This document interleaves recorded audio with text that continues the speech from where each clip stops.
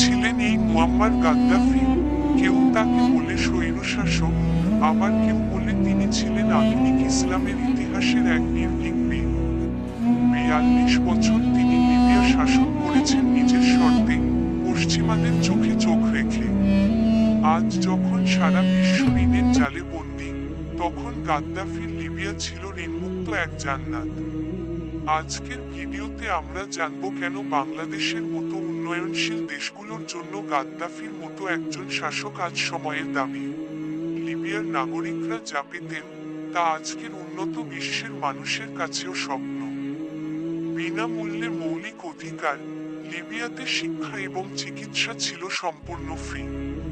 কেউ যদি দেশে চিকিৎসা না পেত, সরকার তাকে বিদেশে পাঠিয়ে সব খরচ বহন করত। আবাসন সুবিধা, গাদ্দাফি বলেছিলেন, যতক্ষণ আমার দেশের প্রতিটি মানুষ একটি সুন্দর ঘরে থাকতে না পারবে, ততক্ষণ আমার বাবা মাও তাঁবুর নিচে থাকবে। তিনি হাজার হাজার মানুষকে বিনামূল্যে ফ্ল্যাট দিয়েছেন। বিয়ের উপহার, নতুন দম্পতিদের সংসার শুরু করতে সরকার থেকে প্রায় $50,000 দেওয়া হতো। বিদ্যুৎ ও তেলের দাম, লিবিয়াতে তেলের দাম ছিল পানির চেয়েও কম, আর বিদ্যুৎ বিল নিয়ে কাউকে চিন্তাই করতে হতো না। গাদ্দাফি কেবল একজন শাসক ছিলেন না, তিনি ছিলেন প্যান ইসলামিক ঐক্যের স্বপ্নদ্রষ্টা। তিনি চেয়েছিলেন মুসলিম বিশ্ব যেন ডলারের গোলামি ছেড়ে নিজেদের মুদ্রায় ব্যবসা করে। তিনি প্রস্তাব করেছিলেন গোল্ড দিনার বা স্বর্ণের মুদ্রা। তিনি আফ্রিকা মহাদেশে ইসলাম প্রচারের জন্য অকাতরে অর্থ ব্যয় করেছেন এবং কয়েক হাজার মসজিদ নির্মাণ করেছেন। আর ঠিক এই কারণেই তিনি পশ্চিমা সাম্রাজ্যবাদের প্রধান টার্গেটে পরিণত হন। পশ্চিমা শক্তিরা জানত, মুসলিম বিশ্ব যদি এক হয়ে যায় এবং নিজেদের তেল যদি স্বর্ণের বিনিময়ে বিক্রি করা শুরু করে, তবে পশ্চিমাদের পতন নিশ্চিত। এখন প্রশ্ন জাগতে পারে, বাংলাদেশের জন্য কেন এমন শাসক প্রয়োজন?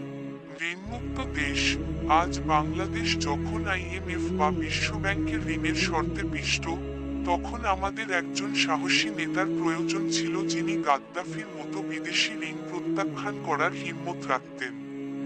সম্পদের সুরক্ষা, আমাদের প্রাকৃতিক সম্পদ যদি বিদেশের হাতে তুলে না দিয়ে জনগণের স্বার্থে ব্যবহার করা হতো, তবে আজ আমাদের দ্রব্যমূল্যের ঊর্ধ্বগতি দেখতে হতো না।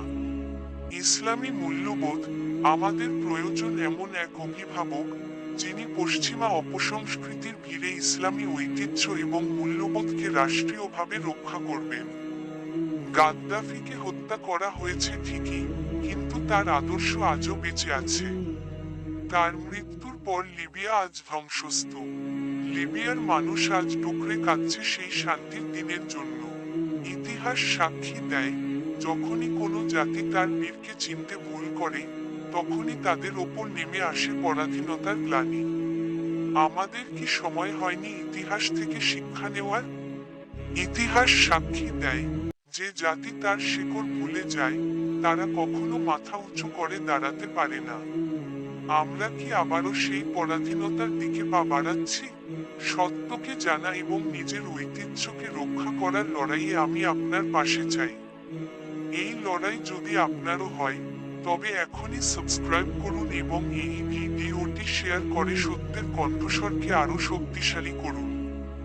মনে রাখবেন, আপনার একটি ফলো আমাদের এই সত্যের পথচলাকে আরো বহুদূর নিয়ে যাবে।